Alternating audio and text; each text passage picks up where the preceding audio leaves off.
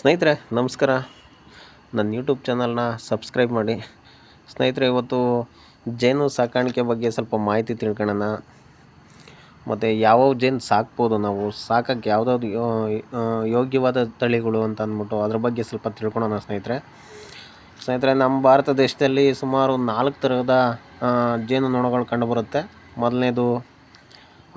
ಮೊದಲನೇದಾಗಿ ಹೆಜ್ಜೇನು, ಎರಡನೇದು ಕೋಲ್ ಜೇನು, ಮೂರನೇದು ಮುಜಂಟಿ ಜೇನು, ನಾಲ್ಕನೇದು ತುಡುಬೆ ಜೇನು. ಸ್ನೇಹಿತರೆ, ಈ ಹೆಜ್ಜೇನು ಬಂದು ಭಾಳ ಎತ್ತರವಾದ ಪ್ರದೇಶದಲ್ಲಿ ವಾಸ ಮಾಡುತ್ತೆ. ಮತ್ತು ಅದು ಭಾಳ ಮುಂಗೋಪಿ. ಮತ್ತು ಇದು ಒಂದು ಕಡೆಯಿಂದ ಮತ್ತೊಂದು ಕಡೆಗೆ ವಲಸೆ ಹೋಗುತ್ತೆ. ಮತ್ತು ಇದು ಸ್ವಲ್ಪ ಬೆಳಕಲ್ಲಿ ವಾಸ ಮಾಡುತ್ತೆ. ಮತ್ತು ಇದಂದರೆ ಏನಂತಂದರೆ ಇದ್ರದ್ದು ತುಪ್ಪ ಸ್ವಲ್ಪ ಹುಳಿ ಬರುತ್ತೆ ಸ್ನೇಹಿತರೆ. ನೀವು ಬೇರೆ ಕಡ್ಡಿ ಜೇನು ಮತ್ತು ತುಡುಬೆ ಜೇನಿಗೆ ಹೋಲಿಸ್ಕೊಂಡ್ರೆ ಇದ್ರದ್ದು ಸ್ವಲ್ಪ ಹುಳಿ ಇರುತ್ತೆ. ಮತ್ತು ಇದನ್ನು ಸ್ವಲ್ಪ ಸಾಕೋದು ಕಷ್ಟ, ಹಂಗಾಗಿ ಇದನ್ನು ಸಾಕಾಣಿಕೆ ಮಾಡೋಕ್ಕೆ ಬರೋದಿಲ್ಲ. ಆದ್ರೂ ಜೇನುಹುಳ ಇರಬೇಕು ನಮ್ಮ ತೋಟದಲ್ಲಿ.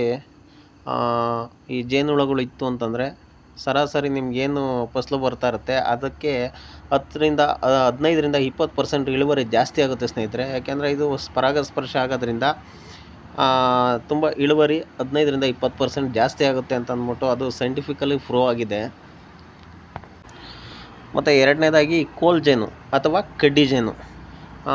ಈ ಕೋಲ್ ಜೇನು ಏನಂತಂದರೆ ಸ್ನೇಹಿತರೆ, ನಮ್ಮ ಕಡೆ ಎಲ್ಲ ಕಡ್ಡಿ ಜೇನು ಅಂತ ಕರಿತೀವಿ. ಇದು ಒಂದೇ ರೊಟ್ಟಿ ಇಕ್ಕುತ್ತೆ. ಒಂದೇ ರೊಟ್ಟಿ ಕರೋದ್ರಿಂದ ಇದರಲ್ಲಿ ತುಪ್ಪ ಸ್ವಲ್ಪ ಕಮ್ಮಿ.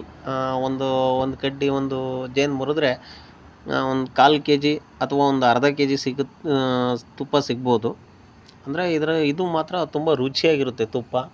ಮತ್ತು ಮಕ್ಕಳಿಗೆ ತುಂಬ ಒಳ್ಳೆಯದು. ತುಂಬ ಔಷಧೀಯ ಗುಣಗಳಿರುತ್ತೆ ಈ ಕಡ್ಡಿ ಜೇನಲ್ಲಿ. ಮತ್ತು ಇದನ್ನು ಕೂಡ ಸಾಕಾಣಿಕೆ ಮಾಡೋಕ್ಕೆ ಬರೋದಿಲ್ಲ ಸ್ನೇಹಿತರೆ.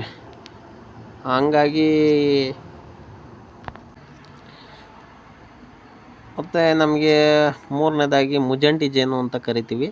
ಈ ಮುಜಂಟಿ ಜೇನು ಏನಂತಂದರೆ ಗೋಡೆ ಬಿರುಕುಗಳಲ್ಲಿ ವಾಸ ಮಾಡುತ್ತೆ. ಇದನ್ನು ನಸ್ರಿ ಜೇನು ಅಂತ ಕೂಡ ಕರೀತಾರೆ ಕೆಲವು ಕಡೆಗೆ. ಇದು ಹೆಚ್ಚಾಗಿ ಕೇರಳದಲ್ಲಿ ಸಾಕಾಣಿಕೆ ಮಾಡ್ತಾರೆ ಸ್ನೇಹಿತರೆ.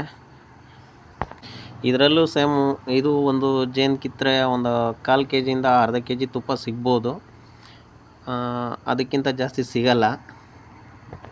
ಮತ್ತು ನಾಲ್ಕನೇದಾಗಿ ಇದು ತುಡುಬೆ ಜೇನು ಸ್ನೇಹಿತರೆ. ಇದನ್ನು ಎಲ್ಲರೂ ಸಾಕ್ಬೋದು. ಮತ್ತು ಇದು ತುಪ್ಪನೂ ಅಷ್ಟೇ ತುಂಬ ಒಂದು ಜಾಸ್ತಿ ಅಂತಂದರೂ ಒಂದು 2.5ರಿಂದ 3 kgವರೆಗೂ ಬರುತ್ತೆ. ನಮ್ಮದ್ರಲ್ಲಿ ಬರ್ತಾ ಇರೋದು. ಬಟ್ ಬೇರೆ ಕಡೆ ಎಷ್ಟು ಬರುತ್ತೋ ಗೊತ್ತಿಲ್ಲ. ನಾವೀಗ ನೋಡಿ, ಈಗ ನಾವು ತುಪ್ಪ ತೆಗಿತಾ ಇದ್ದೀವಿ. ಅದನ್ನು ತುಂಬ ಚೆನ್ನಾಗಿರುತ್ತೆ ಇದು ಇದರಲ್ಲಿ ಆದಾಯ ಕೂಡ ಮಾಡ್ಕೋಬೋದು. ಮತ್ತು ಸಾಕಾಣಿಕೆನೂ ಈಸಿ. ಇದನ್ನು ಪೆಟ್ಟಿಗೆಯಲ್ಲಿ ಬೇಕಾದ್ರೆ ಬಿಟ್ಕೋಬೋದು ಸ್ನೇಹಿತರೆ. ಈ ಥರ ಪೆಟ್ಟಿಗೆ ಇದು ನಿಮ್ಮ ತೋಟಗಾರಿಕಾ ಇಲಾಖೆಯಲ್ಲಿ ಸಿಗುತ್ತೆ. ಈಗ ಏಪ್ರಿಲ್ ತಿಂಗಳಲ್ಲಿ ಕಾಲ್ ಮಾಡ್ತಾರೆ, ಹೋಗಿ ಅರ್ಜಿ ಹಾಕಿ. ಇದು ಸಬ್ಸಿಡಿ ದರದಲ್ಲಿ ಸಿಗುತ್ತೆ ನಿಮಗೆ. ಈಗ ನಮ್ಮದ್ರಲ್ಲಿ ಸುಮಾರು ಒಂದು 2.5ರಿಂದ 3 kgವರೆಗೂ ತುಪ್ಪ ಬರ್ತಾಯಿದೆ ಒಂದೊಂದು ಪೆಟ್ಟಿಗೆಯಲ್ಲಿ. ರೈತರುಗಳು ಎಲ್ಲರೂ ಸಾಕಾಣಿಕೆ ಮಾಡಿ ಆದಾಯ ಗಳಿಸಿ